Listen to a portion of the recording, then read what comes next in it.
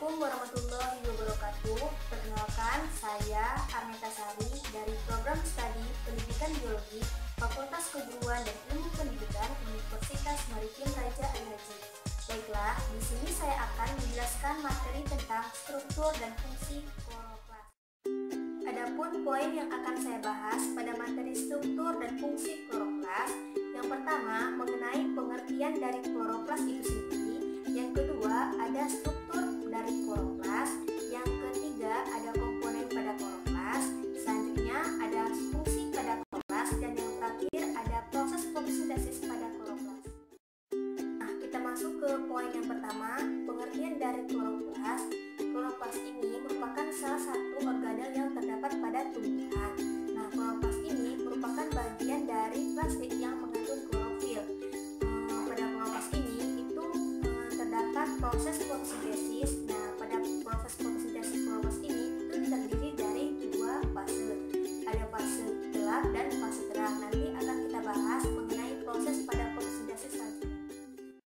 Selanjutnya ada struktur pada kloroplas. Nah, teman-teman bisa lihat di gambar. Nah, di gambar ini merupakan struktur pada kloroplas yang terdiri dari membran luar, ada membran dalam, stroma, tilakoid, lumen, dan juga granul. Nah, jadi pada kloroplas ini itu dilihat dengan menggunakan mikroskop cahaya dengan perbesaran yang paling kuat. Adapun panjang dari kloroplas ini itu antara 5-10 μm dan mempunyai ketebalan antara 2-4 μm. Jika dilihat dari atas, bentuknya itu lonjong atau elipsoid, dan jika dilihat dari salah satu sisi dapat berupa permukaan atas cembung dan permukaan bawah yang cekung. Kloroplas pada umumnya ditemukan pada sel mesofil, di mana jaringan yang terdapat pada interior daun. Sel mesofil ini biasanya memiliki sekitar 30-40 kloroplas. Kloroplas memiliki membran lengkap, yaitu ada membran luar dan membran dalam. Antara membran luar dan membran dalam ini dapat dipisahkan oleh ruang antar membran. Membran dalam tidak membentuk kristal seperti mitokondria, namun berhubungan atau berkesinambungan dengan kompleks membran di bagian dalamnya. Di sela-sela kompleks membran berisi matrik yang disebut dengan stroma. Suatu sistem rumit yang terdiri dari kantong-kantong bermembran yang saling terhubung disebut tilakoid, yang memisahkan stroma dari kompartemen lain yang disebut dengan membran tilakoid. Di beberapa tempat, kantong-kantong tilakoid bertumpuk membentuk grana tunggal yang disebut dengan granul. Selanjutnya ada komponen pada kloroplas. Nah, pada komponen kloroplas ini itu terdiri dari membran luar, ada membran dalam, stroma, tilakoid, dan juga grana, seperti yang telah saya katakan tadi. Komponen kloroplas yang pertama ada membran luar. Membran luar pada kloroplas tumbuhan tinggi ini dipisahkan dari membran dalam oleh ruang antar membran yang tebalnya 10 mm. Membran inti permeabel terhadap senyawa-senyawa dengan berat molekul rendah seperti nukleotida, fosfat inorganik, derivat yang mengandung fosfat, asam karboksilat, dan sukrosa. Jadi, ruang antar membran dapat dengan bebas menggunakan segala macam molekul nutrien dari sitosol. Selanjutnya, ada komponen kloroplas yang kedua, yaitu ada membran dalam. Nah, membran dalam pada kloroplas merupakan barrier atau penghalang antara sitosol dan stroma kloroplas. Membran dalam permeabel terhadap sukrosa, sorbitol, dan bermacam-macam anion, misalnya trikarboksilat, fosfat, persenyawaan-persenyawaan seperti nukleotida dan gula fosfat. Meskipun membran dalam impermeabel terhadap sejumlah persenyawaan, namun membran dalam permeabel terhadap karbon dioksida dan asam monokarboksilat tertentu seperti asam asetat, asam gliserat, dan asam glikolat, serta kurang permeabel terhadap asam amino. Seperti membran dalam mitokondria, membran dalam kloroplas berisi karet khusus untuk mentransport agen metabolik penting dalam fotosintesis seperti fosfat, fosfogliserat, dehidroksiaseton fosfat, dikarboksilat, dan ATP. Selanjutnya ada stroma. Stroma ini merupakan cairan yang berada dalam membran-membran ganda, komponen internal, serta beberapa zat terlarut tersebar ke stroma. Stroma ini kaya akan protein dan mengandung beberapa enzim yang diperlukan untuk proses penting seluler. DNA kloroplas juga hadir dalam stroma bersama dengan ribosom dan molekul lain yang diperlukan untuk sintesis protein.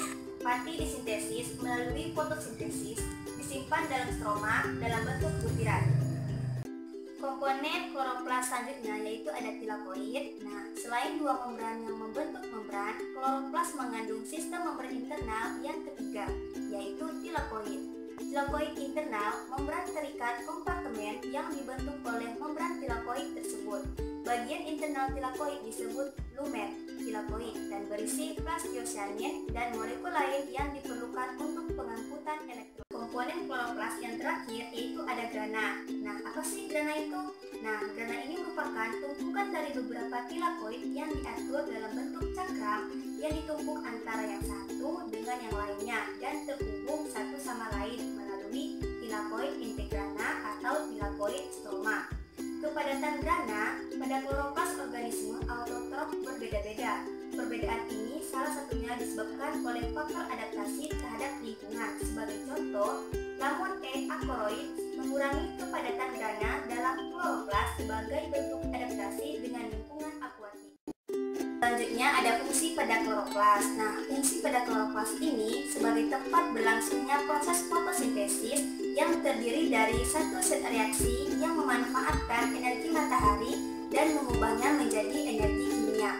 Selain itu, komponen pada kloroplas berpartisipasi dalam beberapa fungsi regulasi sel serta dalam fotorespirasi. Pada dasarnya, fotosintesis seperti yang juga reaksi pada mitokondria merupakan pembentukan ATP dan melibatkan transport hidrogen dan elektron dalam senyawa-senyawa seperti NADH dan sitokrom. Perbedaannya yaitu fotosintesis menggunakan cahaya sebagai sumber energi dan bukan substrat kimia. Fotosintesis menggunakan karbon dioksida dan air menghasilkan oksigen dan karbohidrat. Nah, teman-teman bisa lihat di gambar. Nah, gambar ini merupakan gambar reaksi terang dan siklus Calvin yang terjadi pada kloroplas. Nah, di situ juga ada reaksi pada fotosintesisnya, di mana 6CO2 ditambah 12H2O ditambah energi cahaya akan menghasilkan C6H12O6 ditambah 6O2 dan ditambah 6H2O. Peran kloroplas dalam fotosintesis diikuti dengan deskripsi peran berbagai komponen kloroplas menurut kategori 10. Yang pertama, membran dari kloroplas merupakan membran semi-permeabel yang mengatur keluar masuknya molekul dari kloroplas. Membran luar dan membran dalam memiliki spesialisasi protein antar membran untuk pengangkutan molekul besar masuk dan keluar dari kloroplas. Yang kedua, itu kegiatan reaksi bergantung fotosintesis terjadi di grana dan fotosistem. Disinilah pigmen fotosintetik seperti klorofil A, klorofil B, karotenoid menyerap energi cahaya yang kemudian digunakan untuk memecah molekul air dan pada akhirnya menimbulkan ATP, NADPH2. Selanjutnya, stroma kloroplas, di mana tempat untuk reaksi fotosintesis gelap. Enzim-enzim di stroma memanfaatkan karbon dioksida dari atmosfer serta ATP dan molekul NADPH2 untuk mensintesis molekul gula dan pati. Proses ini juga dikenal sebagai fiksasi karbon dioksida dan terjadi molekul serangkaian reaksi kolektif yang disebut dengan siklus Calvin. Nah, lalu selanjutnya bagian dari reaksi yang terjadi dalam proses fotorespirasi, fiksasi oksigen bergantung cahaya terjadi pada stroma dari kloroplas. Reaksi lainnya berlangsung di mitokondria dan peroksisom. Fotorespirasi memainkan peran protektif selama kekeringan dan sekarang kita masuk ke proses fotosintesis pada kloroplas, di mana proses fotosintesis pada kloroplas ini itu terdiri dari dua fase. Seperti yang telah saya katakan tadi, fase yang pertama itu ada reaksi terang dan yang kedua ada reaksi gelap. Kita masuk ke fase yang pertama yaitu reaksi terang fotosintesis pada kloroplas. Nah, teman-teman, jadi reaksi terang ini merupakan proses untuk menghasilkan ATP tadi. Nah, pada reaksi ini itu memerlukan molekul air. Nah, proses ini diawali dengan penangkapan foton oleh pigmen sebagai antena. Pigmen klorofil menyerap lebih banyak cahaya yang terlihat pada warna biru dan merah dibandingkan dengan warna hijau. Cahaya hijau akan dipantulkan dan ditangkap oleh mata kita sehingga menimbulkan sensasi bahwa daun berwarna hijau. Fotosintesis akan menghasilkan lebih banyak energi pada gelombang